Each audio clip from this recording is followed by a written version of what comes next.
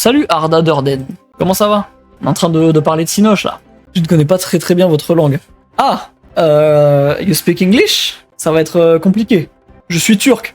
Appelez vite Asli! Appelez vite Asli, elle est en vogue! Elle est en vogue, dites-lui de venir! Pitié! Pitié! Asli is our friend. She's Turkish too. So she can communicate with you. Allô? Salut Asli, il faut que tu parles avec Arda. Il faut que tu fasses la conversation. S'il te plaît. Let's make. Oui? We have Letterboxd. I have Letterboxd. Yes! Best French movie is Amélie. I have to watch it. It's a movie in my watch list. Since since tard pas longtemps. Voilà.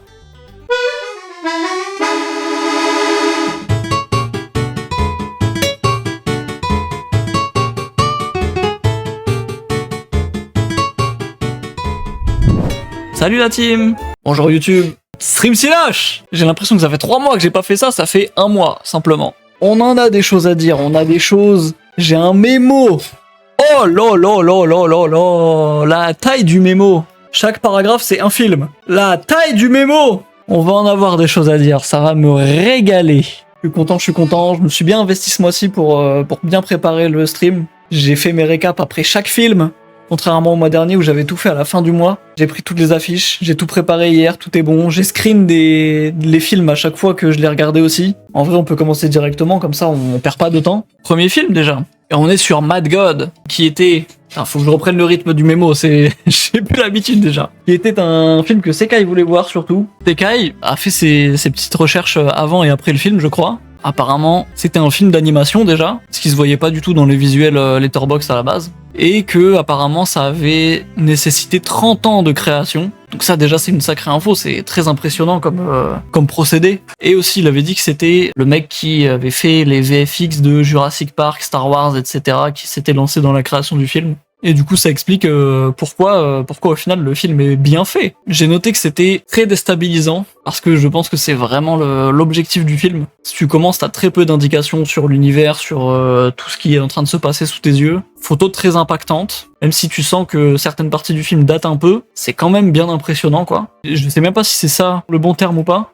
Je vais chercher. Est provoqué par l'absorption de drogues hallucinogènes, un débordement délirant des idées et une distorsion des faits et des images réelles. En gros, c'est ça. L'esthétique, elle était très psychédélique. Surtout pour la 3e partie, du coup. Parce que le film est en gros divisé en 3 parties, on va dire. Il y a vraiment une partie qui fait très vieille, une partie qui est un peu plus récente et une partie qui fait vraiment presque actuelle. Et du coup, t'as une évolution visuelle en fait, qui est assez subtile dans le film, mais tu le peux remarquer quand même vers la fin surtout. Genre la qualité de l'image, les couleurs aussi qui changent pas mal. Parce qu'au début, c'est un truc très sombre, très dystopique en fait. C'est le but du film. Donc ça, c'est au tout début du film. Mais en gros, l'histoire, c'est que t'as un voyageur qui descend d'un monde au-dessus pour aller vers ce qui peut être considéré comme l'enfer, je pense. Et donc le début du film, c'est juste qu'il descend et que tu vois un peu des décors derrière, donc ça c'est très beau par exemple. Là c'est un petit peu flou, un petit peu lumière pas très bien gérée. Là tu sens déjà que c'est beaucoup plus actuel, beaucoup plus net et tout ça. C'est vraiment cette partie-là du film qui m'a fait me dire ah ouais, c'est quand même pas mal. C'est quand même joli. Ça colle parfaitement au mot psychédélique. Un moment avec un espèce de bocal, je crois. Avec plein d'herbes dedans, plein de... Ouais, des champignons et tout. T'as tout un écosystème dans un bocal ou dans un truc comme ça, je me souviens plus exactement. Mais voilà, c'est très joli, c'est très coloré. Et là, je viens à mon dernier point. Chara-design très efficace. Notamment lui. Lui, du coup, il arrive vers la fin du film et là, tu sens que c'est plus récent. Grand chapeau avec plein des espèces de charme. Je sais pas comment je peux appeler ça, mais il a vraiment une aura très particulière, ce personnage-là. Et ça qui arrive vraiment sur la fin du film, quoi. J'ai même pas trop compris ce que c'était, parce que le film est très cryptique en plus d'être particulier. Donc voilà, très beau visuel pour ce film-là. Dire un œil qui pleure avec du recul. Genre ça serait ça, les larmes? En mode l'œil se gorge de larmes et tout? Ok, ouais. J'imagine que c'est juste libre à l'interprétation de chacun, quoi, mais c'est vrai que c'est pas dégueu comme théorie. Sans spoiler, sans en dire plus, j'ai pas compris le rôle du bébé. Malheureusement, j'ai pas réussi à en tirer une interprétation, moi, donc du coup, j'ai mis 3 étoiles. Encore une fois, c'est pas mon genre de film, j'étais pas pris dedans, mais je reconnais tous les points positifs, je reconnais que c'est un bon truc, quoi. Prochain film? Voilà, c'est gros vite! La malédiction du lapin-garou. Qu'est-ce qu'il est bien ce film, qu'est-ce que je l'aime. Il y a principalement Potatos qui en a fait beaucoup des éloges, parce que personne d'autre ne parle du film. alors qu'il est vraiment bien. Et moi, étant novice du stop motion, j'ai vu genre Mémoire d'un escargot, L'étrange Noël de Monsieur Jack et Les Noces funèbres dont j'ai aucun souvenir. En regardant ce film-là, je me suis dit que c'était vachement... genre, tu sentais pas la patte stop motion, c'était presque de l'animation 3D, quoi. Donc ça témoigne d'une vraie fluidité dans les scènes. T'as les environnements du film aussi qui sont très très bien. C'est vachement... En fait, il fait bon vivre. Tout se passe dans un petit village, dans une petite ville, un peu brique rouge et tout. C'est un peu chaleureux, la ville. Ça me plaît d'être là-dedans. Même si le film est très sombre par moment, t'as quand même pas mal de couleurs vives et un peu éclatantes. T'as des plans qui sont vraiment très jolis. Parfois une très belle compo d'images. Tout pourrait être une affiche ou sortie du film. Que ça resterait très beau quand même. Avoir vu ce film-là, ça m'a fait me rappeler que je l'avais déjà vu dans mon enfance. Parce que je m'en souvenais plus. Et j'ai lancé le film, j'ai vu des scènes et je me suis dit, mais putain, je l'ai vu ça en fait. Par exemple, la scène de la lapine sur la voiture dans le tunnel, et la scène où Lady elle est à la porte, elle va toquer chez Wallace. Le climax était un petit peu long, toute la scène dans le concours à la fin, tout l'arc de la chasse vers la fin en gros, ça m'a un peu fait lâcher le film, mais c'est léger quoi. Mais plus le temps passe, plus j'y pense, plus c'est un coup de cœur quoi. J'ai pas montré les screens du coup, je suis très con. Dans le film, en gros, à la fin, t'as un concours de gros légumes et tout. Du coup, t'as Gromit qui a une grande courge. Donc c'est ça qui apporte beaucoup de couleurs aussi. Cette scène-là, elle était dingue. On a une scène dans une église, et à un moment, t'as un plan serré comme ça, qui dézoome, qui passe à travers le vitrail, et au final, tu vois la forme du lapin-garou. Et c'est une trop bonne idée de mise en scène, en fait. C'est très cool, en plus tu vois la détresse de tout le monde et tout, t'as plein de détails encore une fois, c'est encore une scène où t'arrives pas à imaginer que c'est du stop motion parce que t'as plein de monde qui bouge en même temps quoi. C'est la scène de la course-poursuite, là où elle va dans le tunnel après il me semble. En gros t'as plein de plans sur la voiture comme ça avec plein de la haie, de la terre et tout rend trop bien je trouve. Ça du coup c'est la ville. Et il fait bon vivre quoi. Même le sol, on dirait que t'as plein de sel dessus, je sais pas pourquoi, mais en fait c'est trop bien, c'est trop beau et ça agrémente un peu le côté artificiel stop motion du film quoi. Vers la fin du film, t'as une serre comme ça avec plein de légumes et plein de belles couleurs dedans, c'est trop beau dedans, mais ce plan-là je l'ai trouvé très beau en particulier. Et plein de lapins parce qu'ils sont trop bien faits quoi, ils sont trop mignons les petits cons là. C'est juste un pur kiff ce film. Je lui ai mis un 4. Troisième film, on va parler de The Drama. On l'a évidemment vu illégalement, parce que le réal c'est un fils de pute de pointeur assumé. Il est fier, il en a fait une thèse et tout, il est fan de Woody Allen, il a dit oui, moi, je suis sorti avec une fille de 16 ans, c'était trop bien, mais nique ta mère mon gars. Bizarre l'ambiance quand j'arrive. Bizarre l'ambiance quand j'arrive. Bah le mec répète ma phrase. Eh oui, bizarre l'ambiance. J'ai oublié son nom, et je vais le name drop, tiens. Je vais me faire plein d'ennemis, mec qui croit qu'il a du buzz. Bizarre l'ambiance quand j'arrive. Ben je viens de dire Christopher Borgli. Le truc il répétait ce que je dis. Merde, ça suffit hein. Du coup, The Drama. Au début j'ai eu du mal un peu à rentrer dedans. Genre la structure du début elle est un petit peu compliquée à capter je crois. Mais on s'y fait assez vite, parce que ça repart plus rapidement dans juste un storytelling classique. Je me suis noté quelques beaux décors, mais j'ai pas pris de screen parce que le film était pas si beau que ça non plus.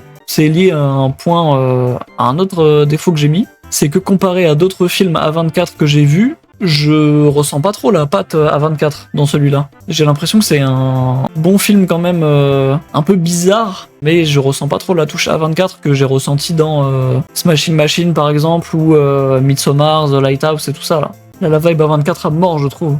Pour moi, A24, c'est créer une ambiance, créer un univers particulier au film. Là, comme c'est un domaine plus simple, où c'est juste deux personnes qui vont se marier, c'est plus compliqué de créer un vrai univers particulier. Ça m'a moins parlé dans celui-là. Parce qu'en plus, ouais, dans les autres films que j'ai cités avant, là, Smashing Machine, Midsommar et Lighthouse, t'avais quand même une meilleure identité sur les images, les couleurs et tout ça. Où là, j'ai l'impression que c'est filmé plus classique, plus normalement. Le film est vendu comme un film à twist, et il arrive assez rapidement dans le film, je trouve. En vrai, c'est normal parce que c'est basé sur comment les personnages encaissent le twist. Je crois qu'il arrive vraiment dans les 15 premières minutes, il me semble. Je pense que, ouais, une petite demi-heure, 3/4 d'heure, ça aurait été pas mal. Je vois pas comment ils auraient pu le mettre un peu plus tard, le twist, et quand même garder le début attrayant, à moins de faire juste une histoire d'amour banale, mais bon. Ouais, je critique des trucs, mais en fait, je vois pas comment faire mieux, donc c'est pas mon taf aussi, merde. C'est pas moi qui fais les films, hein.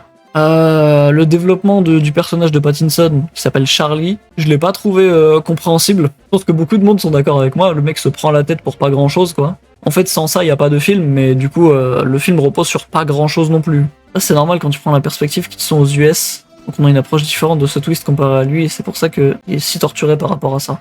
C'est vrai qu'il y a la différence de culture aussi qui peut jouer dans l'appréciation du film et de l'histoire. C'est aussi un truc qu'on s'était dit, que Raymond s'avait dit, je crois. En fait, je peux pas en dire plus parce que sinon je spoil, mais c'est vrai que par rapport à ce twist-là, ouais, nous on n'est pas trop concernés, on va dire, les Européens.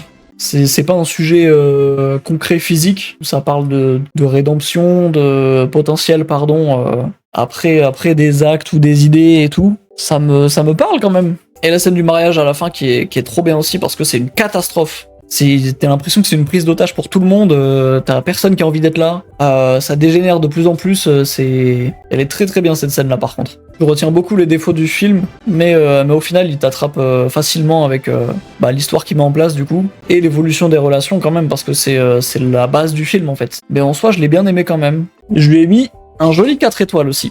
Et nique ta mère Christopher. 4e film, Joint Security Area de Park Chan-wook. Comment faire un mois sans ce type?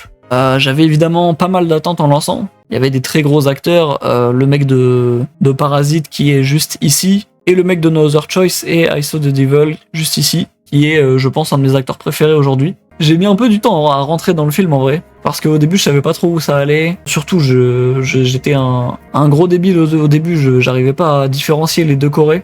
Parce que du coup le film c'est ça, en gros c'est à la frontière entre les deux Corées. Ça parle de soldats Corée du Nord et Corée du Sud qui sympathisent en gros. Mais ça a quand même réussi à m'attraper au premier événement. Tout le film après il passe quand même très vite je trouve. Et c'est un point positif parce que le film en soi il dure plus de 2 heures je crois quand même. Il dure 1h50. T'as une vraie pression qui est bien présente dans certaines scènes, ce qui les rend très efficaces. T'as une amitié qui se construit entre deux personnes qui sont pas dans le même camp, donc ça témoigne quand même d'une petite humanité, même s'il y a des tensions entre les deux pays. Autre truc qui est bien, c'est que c'est une fin un peu ouverte en vrai. Ça reste assez flou, même s'il y a quand même des scènes de révélation, c'est quand même ça reste assez flou et assez subjectif on va dire, parce que ça te remet un doute après. Ça laisse vivre le film un peu dans ta tête, tu réfléchis quand même après.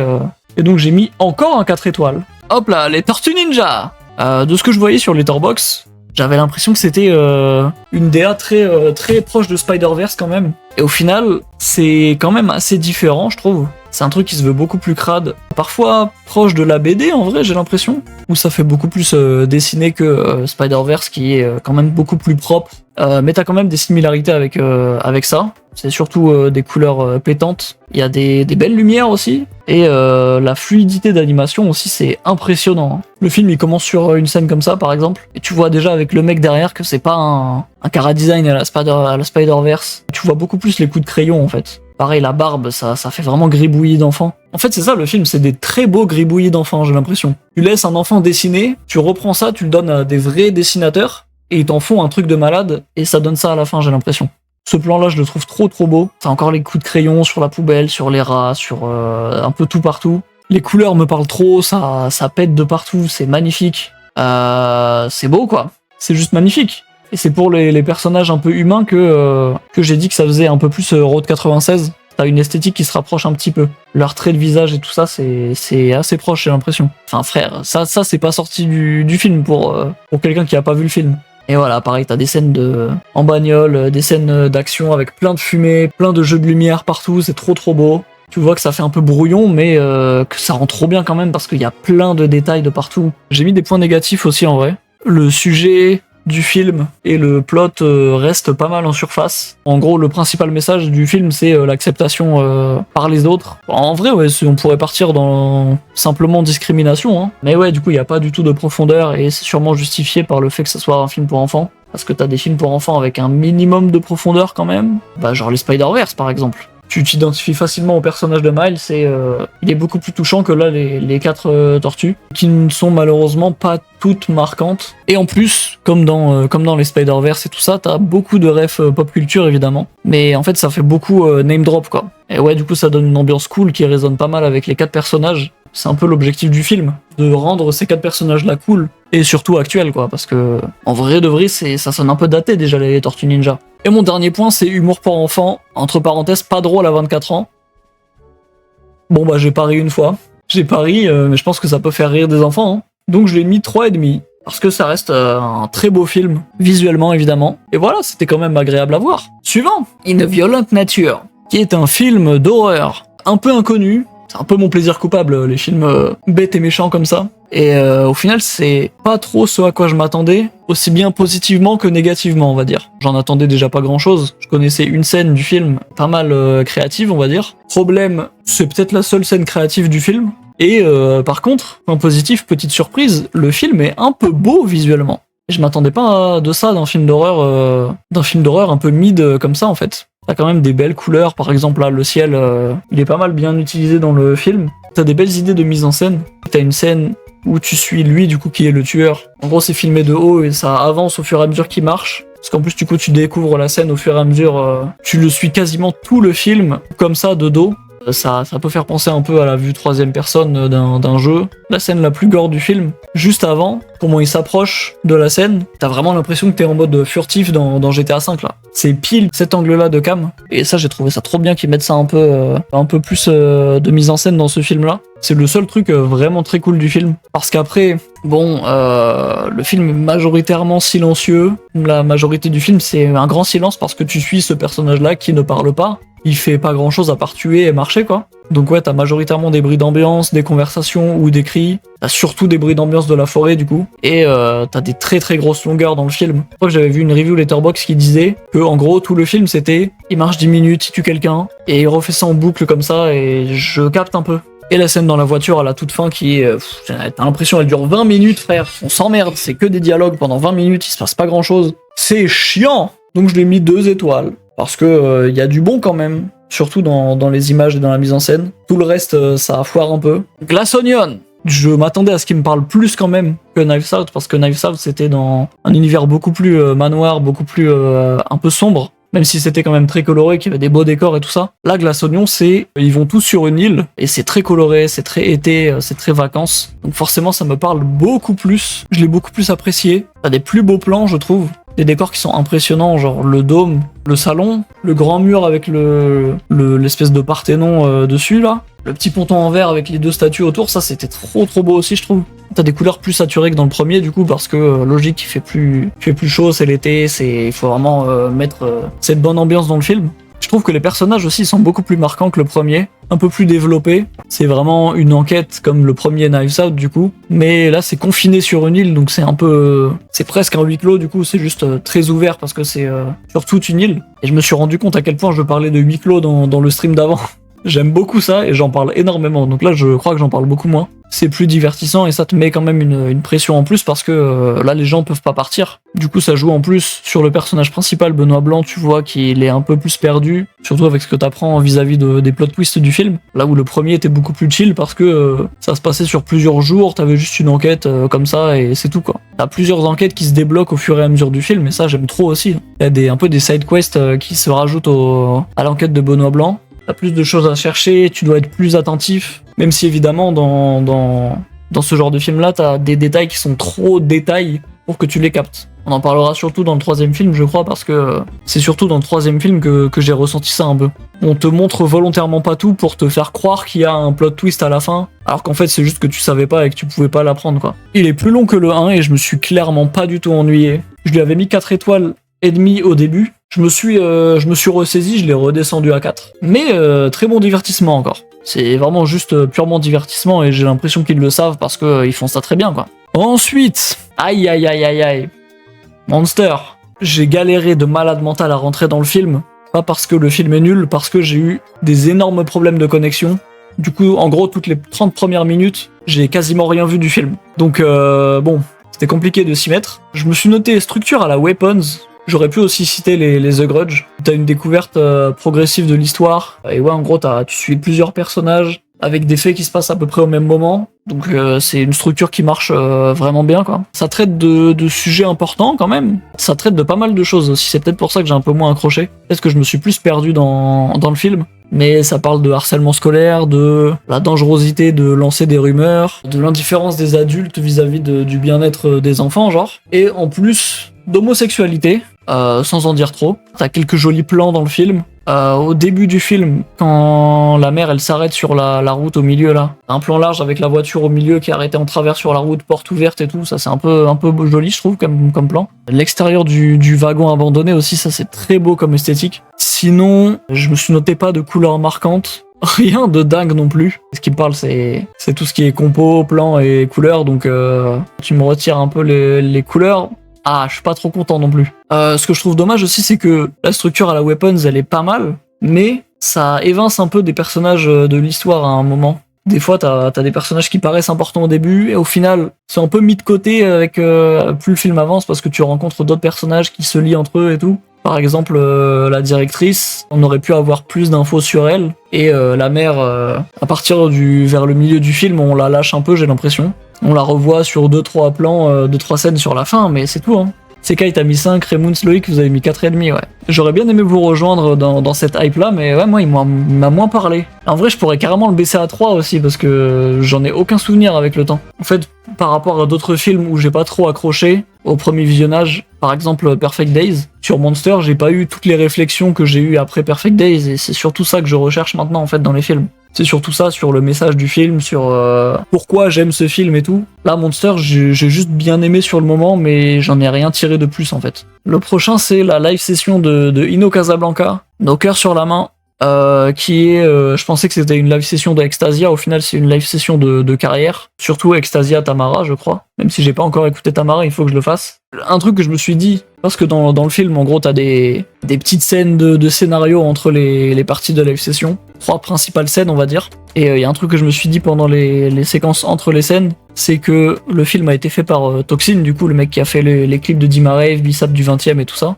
et en fait je remarque dans le cadrage, dans les couleurs, dans les mouvements de la caméra, que ce mec est un putain de perfectionniste, et je le ressens, genre. En fait, c'est surtout le plan, quand il sort du studio au début du film, c'est vraiment sur ce plan-là que je me dis, bah là, j'ai l'impression que tout est calculé au millimètre, en fait. Et je suis trop déçu de pas l'avoir vu au ciné, parce que apparemment ça chantait, ça dansait dans la salle et tout, ça devait être exceptionnel. Et en fait, j'ai jamais vu ça dans une salle de cinéma, donc ça m'intéresse trop. Ouais, j'ai mis aussi, je suis moins fan des passages studio. Je suis surtout à propos des passages dans la voiture et surtout dans la maison, là où ils font Bissap du 20ème et Nouveau Groove. Trop bonne ambiance, trop belle énergie. Par contre, l'affiche elle fait très comédie musicale sur scène, un peu théâtrale. On dirait presque un tableau en fait. Et je m'attendais à ça tout le film, avoir une vraie scéno comme ça plutôt que juste une live session dans différents lieux, avec des acteurs qui bougent dans tous les sens et tout.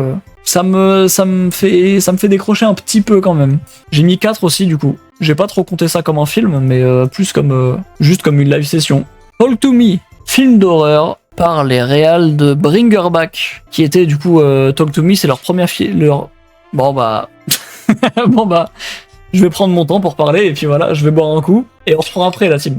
Donc Talk to Me c'est leur premier film du coup, et j'avais quand même pas mal d'attentes parce que Bringer Back j'avais beaucoup aimé. C'était mon top 1 de l'année dernière pendant pas mal de temps. En gros c'est juste t'as des jeunes en soirée qui font un jeu où il faut que t'attrapes cette main, que tu dises Talk to Me justement, pour qu'en gros les démons qui arrivent prennent possession de ton corps pendant 1 minute. Et du coup, le concept est intéressant quand même. T'as des scènes très efficaces, par exemple la première possession du coup du personnage principal. T'as un peu de gore quand même dans le film, pas mal de gore même. Pour un premier film, il est très impressionnant et très bien géré, on dirait. Ça se voit qu'il s'en sortait bien dès le début, donc forcément Bringer Back ça pouvait être que bon après. Le fait que le personnage principal ça soit la seule vraiment en galère, ça m'a rappelé le concept de Smile du coup. Et Smile 2 qui est un de mes films d'horreur préférés, peut-être mon film d'horreur préféré. C'est un bon concept qui me plaît. Et ensuite je me suis noté fin cool et inattendu, parce que généralement c'est pas comme ça que se finit ce genre de film on va dire. Mais du coup il y a quand même certains points qui restent un peu flous, je me souviens plus lesquels et je les ai pas notés.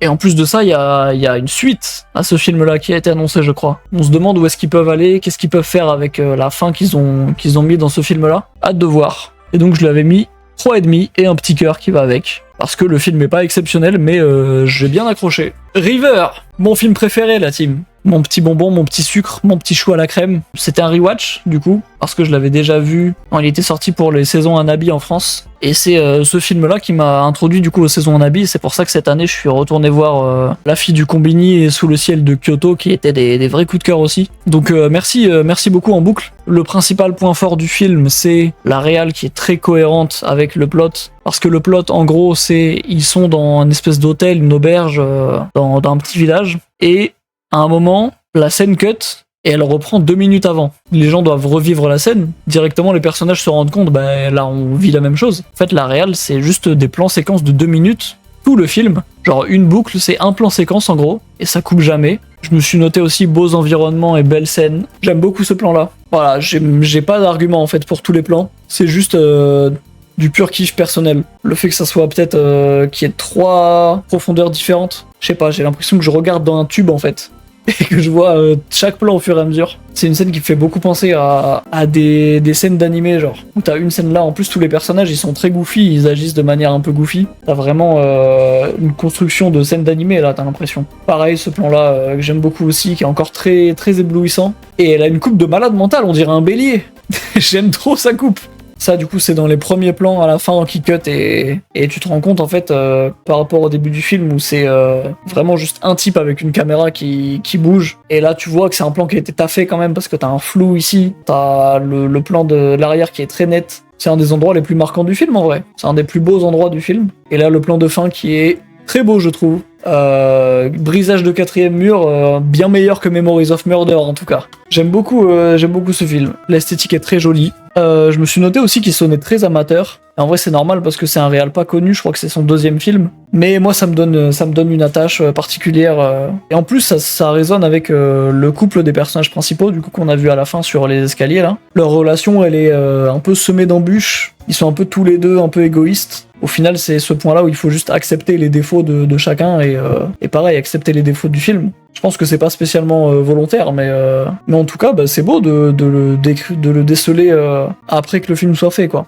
Faut vraiment se dire que j'étais allé voir le film juste en ayant vu le trailer, qui était très bizarre, très cryptique, j'ai l'impression. J'y suis allé par curiosité, c'est une putain de surprise et ça m'a trop plu. C'est un des meilleurs risques que j'ai pris dans ma vie, quoi. Ça me fait toujours autant sourire que la première fois, je prends toujours autant de kiff devant le film. Il est un peu court, je crois, il dure 1h30, 1h40, maximum, je crois. J'avais peur de baisser la note du coup quand je l'ai vu. J'ai eu des émotions positives et tout, donc je l'ai trouvé aussi bon, voire même meilleur que mes autres visionnages. Donc je l'ai laissé à 5 étoiles, logique. Seul défaut, la fin presque trop facile du coup. Mais en même temps, c'est dur de finir des films de boucle temporelle comme ça de manière efficace.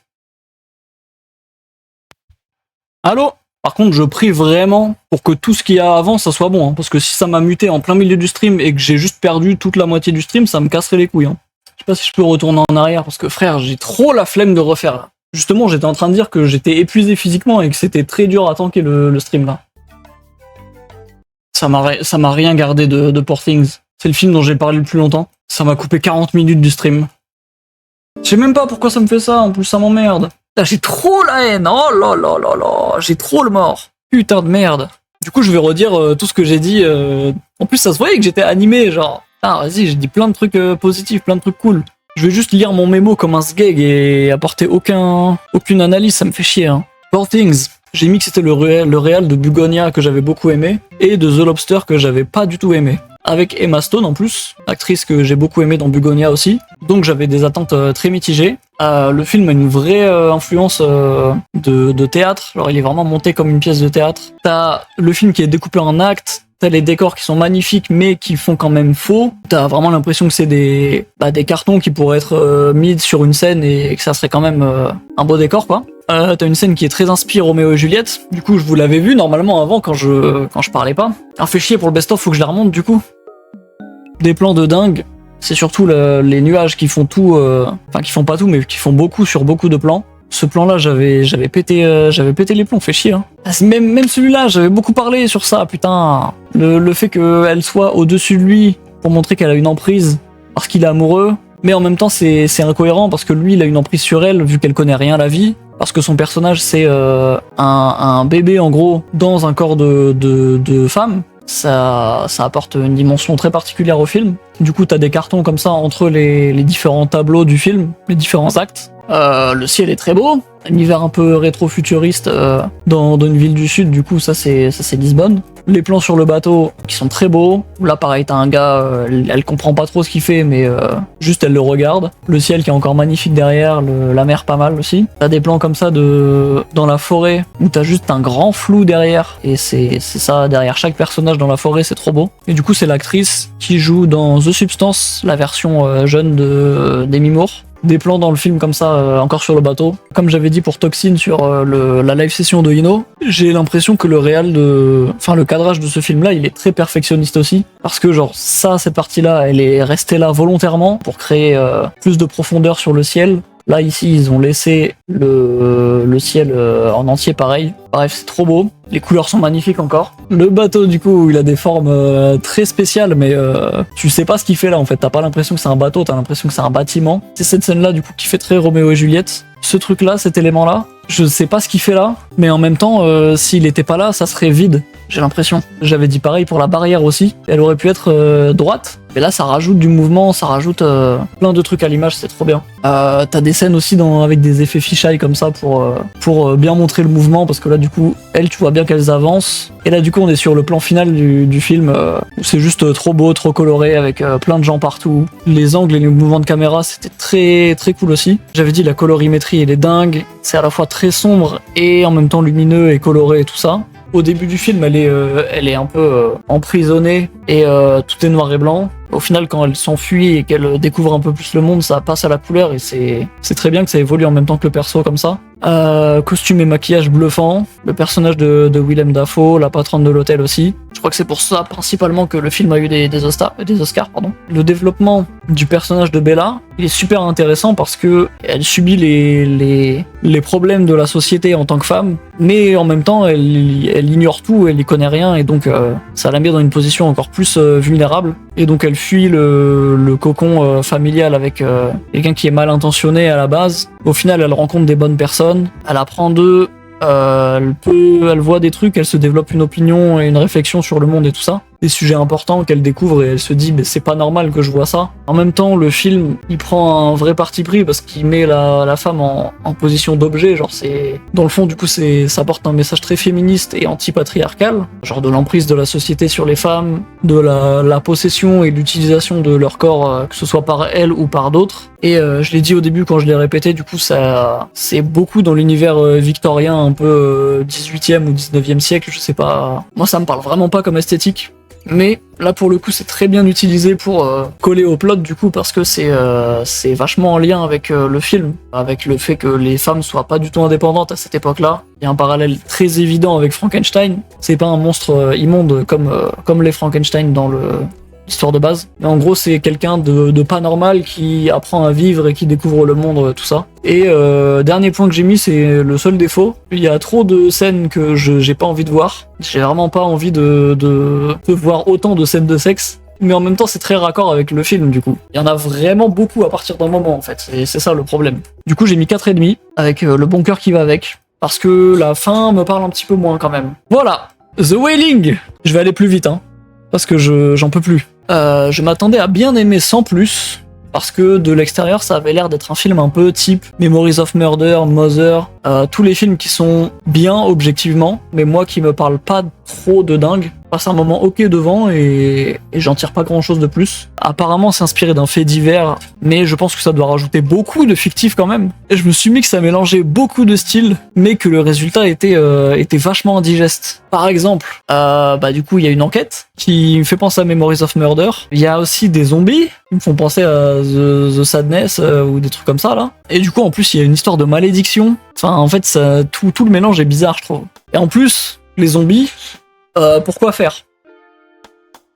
J'ai pas compris l'idée des zombies. J'ai écrit ensuite rare beau plan, parce que moi j'ai pas trouvé le film très beau. Couleur en majorité très sombre et très terne, sauf quelques plans du ciel. L'histoire, la malédiction, tout ça, ça a une vraie emprise sur le personnage principal, c'est très cool ça. Je sais plus c'est dans quel film que j'avais ressenti ça aussi. C'était sur I Saw the Devil je crois. C'était dans ça. Non, c'était dans Cure que j'avais parlé de ça, pardon. Et du coup, l'acteur principal est très bon aussi, je crois, dans The Wailing. Le personnage du chaman, je le trouve insupportable. Non, passage du chaman, pardon. Genre le son archi fort pendant 10 minutes. Des scènes à rallonge, mec, on s'emmerde. En plus, on comprend même pas ce qu'il fait, c'est pas intéressant. Genre, je comprends l'idée de ramener un chaman dans le film, mais en fait, il apporte rien du tout au final. Et ouais, le film paraît très très long, je crois qu'il dure 2h20 ou un truc comme ça, non? Ouais, en fait, il est long, il dure 2h40. Du coup, j'ai dit qu'il paraissait très long, qu'il y avait beaucoup de petites séquences, et que la fin, elle était interminable, je trouve. Le double plot twist chiant à la fin, là, prévisible, pas bien. Voilà, c'est pas plaisant, en fait. Et donc, j'ai mis que c'était extrêmement décevant. De plus, j'avais vu avant le trailer du film Hope, qui est sorti à Cannes, qui est fait par le même réal. Donc j'ai très peur. On verra bien pour Hope. Il sort en novembre, je crois. J'irai quand même le voir s'il passe chez moi. Prochain, Pulse. Le même réal que Cure encore. C'est Kurosawa. Bien efficace sur l'horreur. Aucun screamer. C'est principalement une histoire de tension, de pression, d'ambiance dans le film. Et en vrai, elle est posée très très vite, principalement pour la scène de la femme sous l'escalier, du coup, que j'ai beaucoup vu sur Twitter, comme quoi c'était la scène la plus terrifiante de tous les films d'horreur confondus et tout. En dehors du film, je l'avais vu, je me suis dit, bah, c'est un peu flippant, mais c'est pas si dingue non plus, quoi. Et au final, dans le film, elle m'a quand même attrapé la scène. Et j'étais quand même un peu pas bien dans le fil du film. Alors qu'elle arrive peut-être au bout de 15 minutes de film, je crois. Parfois, il y avait des beaux plans et des belles compos. Genre, j'ai la scène avec la voiture jaune de côté en tête. Par rapport à d'autres films d'horreur japonais, par exemple, les The Grudge et The Ring, que j'avais vu aussi, qui datent un peu de la même époque, qui sont pas si dingues par rapport à celui-là. Histoire pas claire aussi. Parfois, on peut s'y perdre assez facilement, surtout au début, je crois. Et par contre, le gros point fort du film, c'est le sound design. On était vraiment sous le choc avec Raymond Sesekai quand on a vu le film. C'était super impressionnant pour l'époque. Genre en 2001, gérer le son comme ça. Moi, premier degré, pendant le film, je me suis dit, mais en fait, comment ils font pour placer ce sound design-là dans ta tête, pile à cet endroit-là? Parce que t'as vraiment une scène du film où il y a quelqu'un qui parle derrière la cam. En fait, tu l'entends que dans l'arrière du crâne. Et je trouve ça lunaire de réussir à spatialiser le son de cette manière. Et ouais, c'est surtout au casque en plus que je me suis noté. Parce que j'imagine que tu regardes ça avec une enceinte devant toi. T'as pas du tout cet effet-là, tu vois. Et les défauts que j'ai mis, c'est que je trouve que ça manque un peu d'apparition subtile d'esprit dans des fonds de plan et tout. Ça rajouterait un peu de malaise à certaines scènes. Ça pourrait remontrer un peu l'emprise que l'esprit il a sur les personnages. Globalement, je comprends que ce soit un classique. C'est pas mon genre d'horreur préféré, mais Pulse, ça reste un très bon film. Je l'ai mis 3,5. Ensuite, Send Help. J'ai pas beaucoup de trucs, donc on va aller assez vite sur celui-là. Tous les personnages sont imbuvables. Que ce soit les comportements, la personnalité ou les choix de merde. Au début du film, il y avait des plans bizarres. En fait, c'est des plans très resserrés sur le visage. Des plans sur l'œil, sur la bouche, sur le pif et tout. Ça, c'était assez dérangeant. Après, il y a quelques scènes impressionnantes. Il y a surtout la scène du crash. Ça a vraiment cette vibe destination finale que j'aime beaucoup. Et la scène du sanglier qui est impressionnante aussi. Un peu deg, mais voilà, après il n'y a pas beaucoup d'autres scènes qui m'ont bien marqué. En rapport avec le crash, du coup j'ai écrit effet 3D à chier, sûrement volontaire donc marrant. J'ai mis en plus que ça retombait un petit peu à la fin. En gros le moment où il y a un petit combat sur la fin, toute cette partie là moi j'ai moins accroché. Je préférais vraiment quand il y avait un rapport de force entre les deux où elle l'aide à survivre, mais lui quand même il a trop la haine parce qu'il est censé être supérieur à elle hiérarchiquement. Et la conclusion est très rapide. Niveau message, bon bah c'est un message en surface, c'est très gaze un peu, c'est encore un film de divertissement quoi. Un peu de féminisme, ça inverse la relation boss-employé, sinon c'est tout. Et ouais c'est juste un bon divertissement avec un bel humour. J'ai mis 3 étoiles. Et c'est pas comme les 3 étoiles de Mad God où je suis pas rentré dedans. C'est la note qui mérite quoi. Voilà. On passe très vite. Left-Handed Girl. Un de mes très gros coups de cœur. Principalement, il faut que je montre absolument les screens et je vais les montrer dès le début je pense. Principalement grâce du coup à l'esthétique du film. Des magnifiques couleurs et des magnifiques lumières, tout le film. Ils ont beaucoup joué sur cet aspect néon du film. On le voit par exemple ici. Pareil derrière, là, tout ce qui est à droite, ça pète. C'est très très joli. Ça m'a choqué. Le fait que ça soit aussi bleu le ciel, c'est pas normal. Le plan n'est pas dingue, mais c'est les couleurs surtout qui m'ont interpellé. Ce plan-là aussi qui est très très fort. Cette scène-là, elle est trop bien parce que là, du coup, elle rentre dans une chambre d'hôpital. En fait, juste le fait qu'il y ait plein de lumière comme ça montre vraiment juste que la personne dans la chambre est un peu au bord de la mort. Donc je trouve ça très beau comme mise en scène. Là, les couleurs, c'est trop dingue. Simplement. J'aime trop cet endroit-là dans le film parce qu'il y a plein de couleurs aussi. Ça donne presque un effet de flou en fait là sur les lumières ici. Ça rend l'image vraiment pétante. Ça c'est une scène vers la fin du film, elle est un peu plus classique mais j'aime beaucoup le plan quand même. Et aussi il y a des plans sur de la bouffe qui sont encore saturés comme tout. Et c'est très joli quoi. La bouffe asiatique c'est toujours beau de toute façon. Il y a des très beaux décors, que ce soit le marché avec le stand de nouilles ou le bureau de tabac ou carrément la scène du... J'ai écrit dance floor parce que j'ai rien à te dire d'autre. Mais la scène que je vous ai montrée qui était toute violette avec toutes les lumières là. Au niveau mise en scène aussi, il y a beaucoup de scènes qui sont en fond des scènes. Genre en gros des personnages qui font quelque chose, après ça passe à une autre scène, et soit il y a une autre personne qui arrive et qui voit ce que les personnages ont fait en fond de la scène, soit juste le personnage est toujours en fond et il fait son truc pendant qu'il y a une autre scène devant et tout. Par exemple, les bulles de tapioca sur le frigo, la petite sœur qui vide son sac, pareil au stand de nouilles aussi. Il y a aussi des moments forts dans le film. Qu'est-ce que c'est que ça? Je me suis écrit deux trucs et je sais pas de quoi je parle. Oui, si, principalement l'accident avec le scooter et l'anniversaire à la fin du film. Et le très gros point fort du film, c'est les personnages et les relations qu'elles ont. Ça suit une famille de trois femmes. Du coup, une mère et ses deux filles. Donc ils sont de 3 générations différentes parce que la mère, c'est vraiment la mère déprimée qui croule sous les problèmes d'adultes. Où en gros sa famille, le reste de sa famille l'ignore un peu et ne l'aide pas trop. En même temps, du coup, elle doit nourrir ses 2 gosses. Elle a la pression du loyer. En plus, elle a loué le stand de nouilles, donc il faut qu'elle paye en plus. T'as la grande sœur, du coup, qui est un peu rebelle, qui a pas trop un entourage sain. Et en gros, qui a un taf de merde, qui a un patron toxique un peu. Et du coup, qui vit un plot twist en plus dans le film, qui est pas si dingue. Et pour moi, c'est le meilleur personnage, le meilleur développement du film. C'est peut-être aussi parce que c'est celui qui se rapproche le plus de notre âge et des problèmes qu'on peut avoir. Logiquement, c'est celui à qui on s'identifie le plus. Et après, t'as la petite sœur, du coup, qui est encore toute innocente, un peu déconnectée de la réalité et vachement influençable. C'est surtout ça son point dans le film. Elle est très inconsciente du risque du monde et tout, et elle essaye d'aider à sa petite échelle. Et du coup, le point fort de ces relations-là, c'est surtout la relation compliquée entre la mère et la grande sœur. Parce qu'il y a, comme dans toutes les relations entre les parents et les adolescents, comme on dit, c'est vachement compliqué. Il y a beaucoup de mépris silencieux quand même. Il n'y a pas du tout de dialogue sincère ou utile. À chaque fois, ça se finit toujours soit par une engueulade, soit juste par du mépris encore. Et ça empire quasiment de plus en plus tout au long du film. Et du coup, ça représente bien la difficulté à survivre des mauvaises passes dans une famille pas solide comme ça.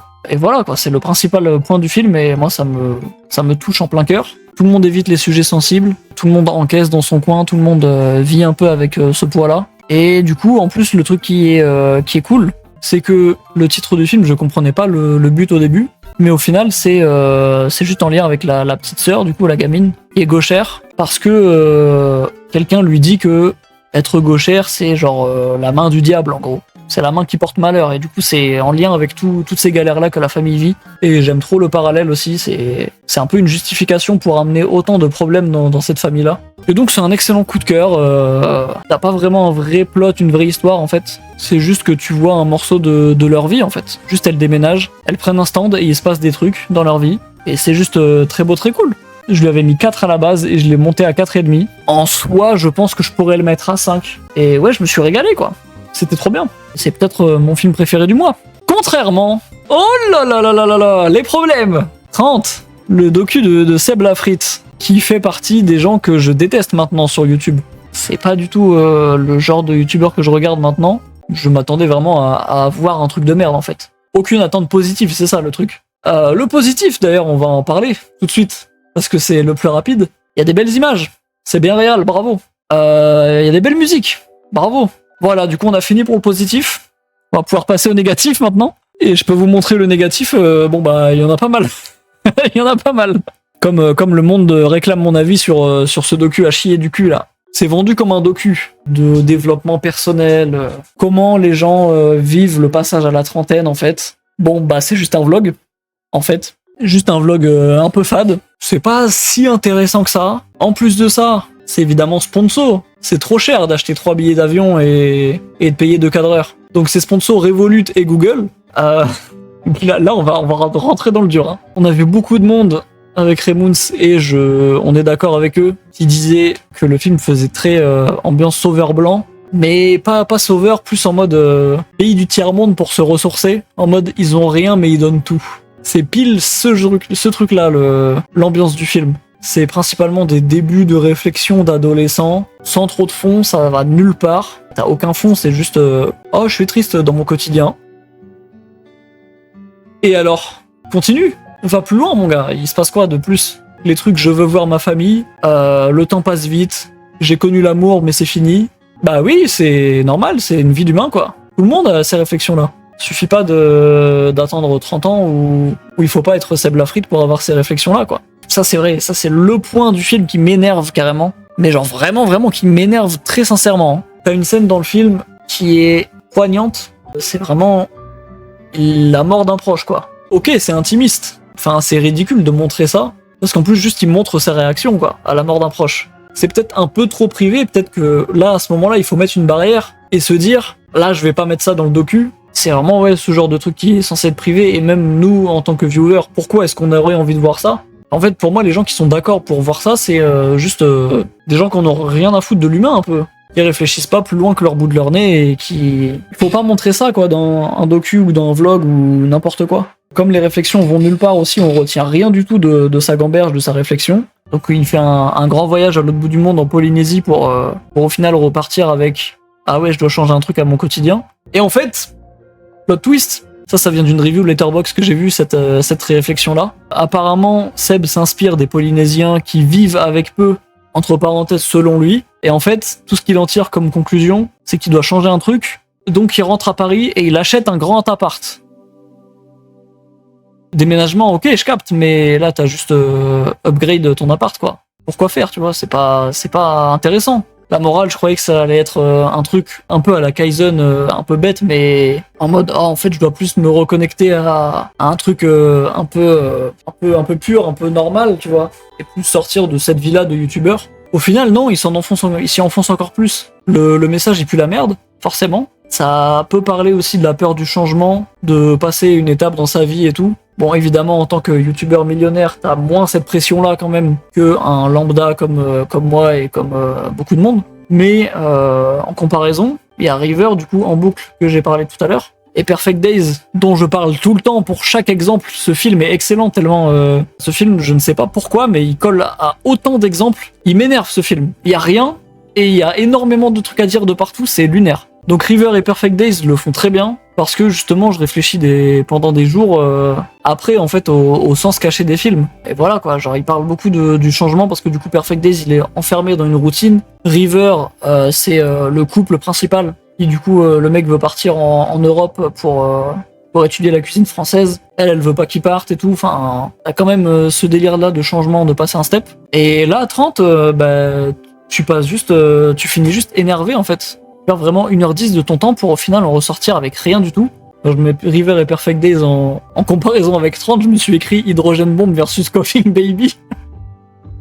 c'est pile le cas quoi. C'est vraiment deux films qui vont pas très loin mais qui sont excellents, face à un docu qui veut aller très loin et qui pue la merde. Pourquoi regarder ça quand tu peux regarder des meilleurs films qui parlent beaucoup mieux du sujet dont ils parlent? Dernière comparaison du coup, par rapport à Kaizen du coup, parce que c'est évident que le comparatif est à faire. Là où Kaizen, c'était très maladroit en vrai, le message. En gros, il incitait les gens à lâcher leur tel, à plus se concentrer sur des trucs qui pourraient leur plaire et tout. Genre le message est bien en soi, mais c'est très maladroit venant de lui, parce qu'on n'a pas du tout la même condition. Mais en même temps, c'est un peu plus pardonnable que ça vienne de lui, ce message-là, parce qu'il est plus jeune. C'est une autre gênée qui est bouffée au shonen, au manga et tout, donc la maladresse est un peu compréhensible. Là,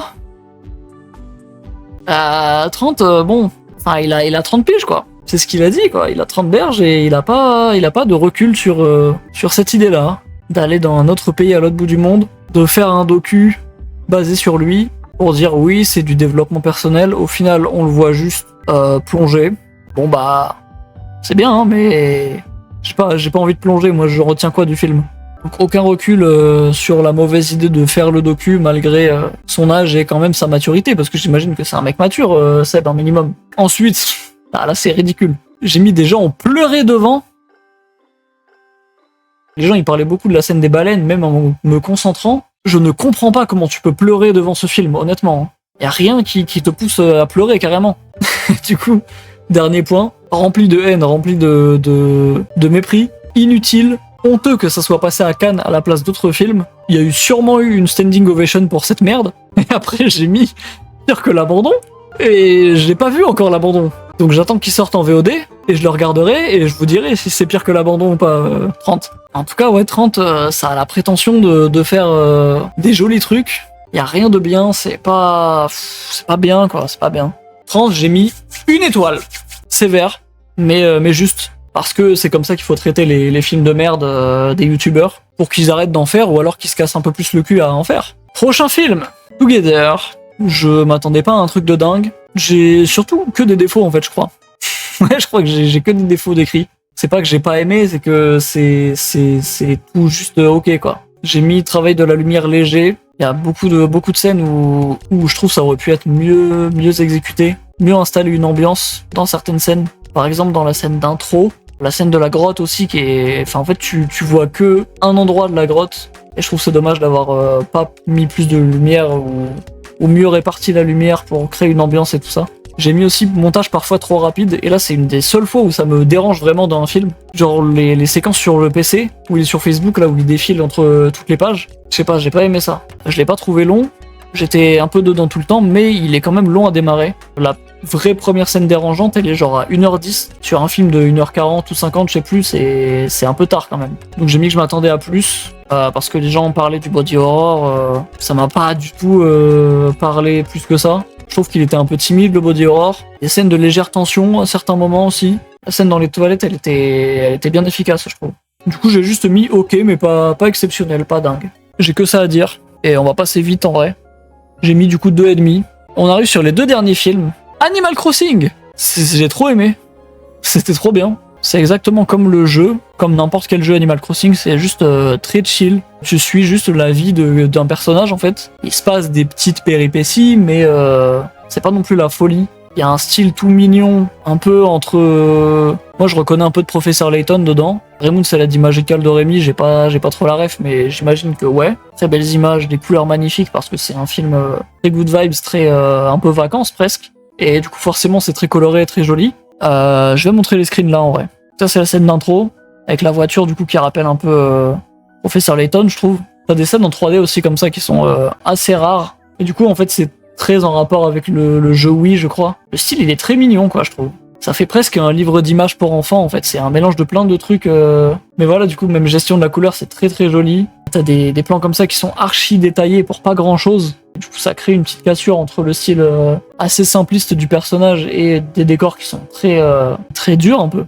Les plans du ciel aussi qui sont très beaux, même si c'est évidemment des étoiles ou des points. Ça colle avec l'aspect un peu simpliste du film et de l'histoire. Voilà, après je vais passer vite en vrai, c'est majoritairement des trucs qu'on a déjà vus. Pareil, ces couleurs là c'est trop beau. Le fondu un peu entre le violet et le jaune c'est très joli. Ça c'est un autre plan en 3D je crois. Plein de jolis plans quoi. Même là sur cette image là t'as un grain particulier et tout, tu le vois sur l'arbre, sur la façade de la maison. En fait là j'ai rien à dire sur chaque plan, c'est juste beau. Ce plan là il est très marrant. J'aime beaucoup la texture de la statue aussi. Et voilà, c'est juste très beau comme film en fait. Comme c'est une licence qu'on connaît, on s'amuse à reconnaître des personnages. Parce que du coup il y a des habitants évidemment. Ça apporte rien au film en soi, mais ça apporte un petit jeu comme ça où tu veux reconnaître les personnages et voir qui tu connais déjà. Il y a un autre point qui est un peu mignon, c'est que t'as un autre personnage qui est un petit garçon, un personnage masculin, qui est en gros toujours déguisé et qui à la fin se dévoile un peu et c'est mignon. Je me suis noté part en couille à la fin, mais ça va. Et film pour enfants, mais contrairement aux Tortues Ninja où j'ai pas ri, là Animal Crossing, je me suis surpris à rire à pas mal d'endroits en vrai.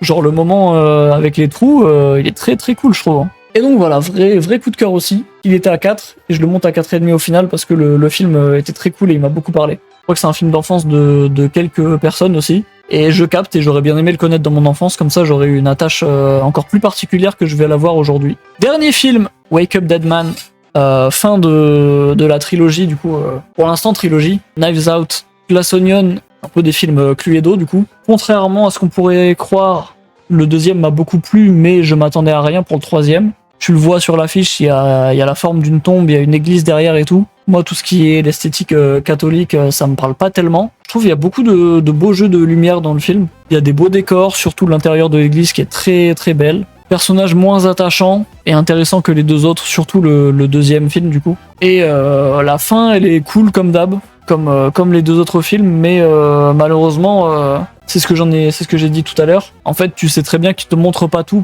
dans le but de te faire un effet plot twist à la fin, alors qu'en soi, c'est juste qu'il t'a pas tout montré et que tu peux forcément pas arriver à cette conclusion-là si t'as pas tous les indices. Donc c'est pour ça en fait, c'est la fin elle reste bien mais t'as plus du tout de surprise au bout des 3 films parce que tu connais le procédé et c'est tout le temps la même chose, c'est pas trop étonnant à force quoi. Donc en conclusion, c'est une bonne trilogie, c'est des bons films, surtout le deuxième, mais c'est pas tellement pour moi non plus malheureusement. J'apprécie un peu, ça reste un bon divertissement en fait comme je l'ai dit pour le deuxième. Mais en fait t'en retiens rien non plus du film quoi, tu passes un bon moment sur le moment mais c'est tout. Et on a fini tout, on passe au flop du film qui m'a le moins déçu à celui qui m'a le plus déçu du top 5 en tout cas.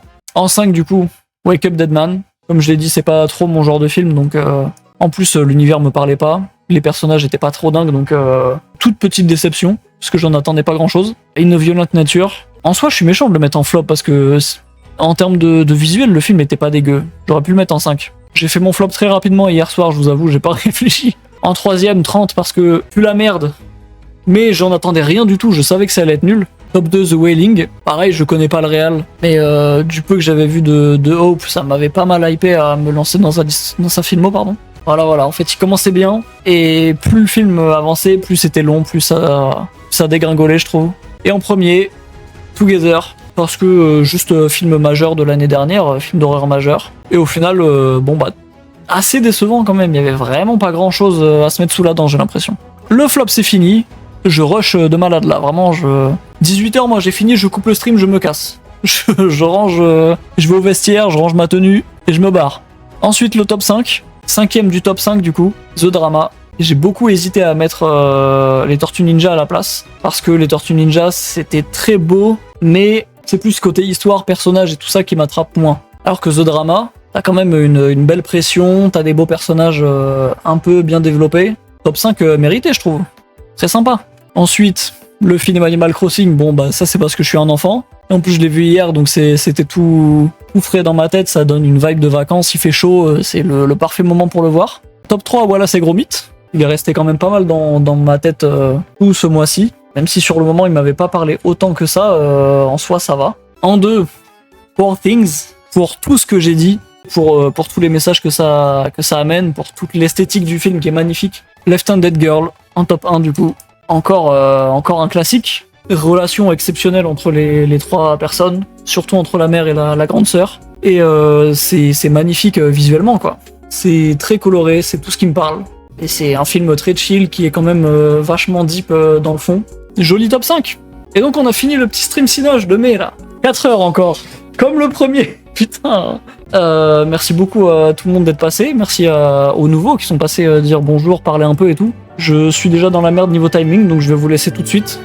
Bonne fin d'après-midi. Bisous la team.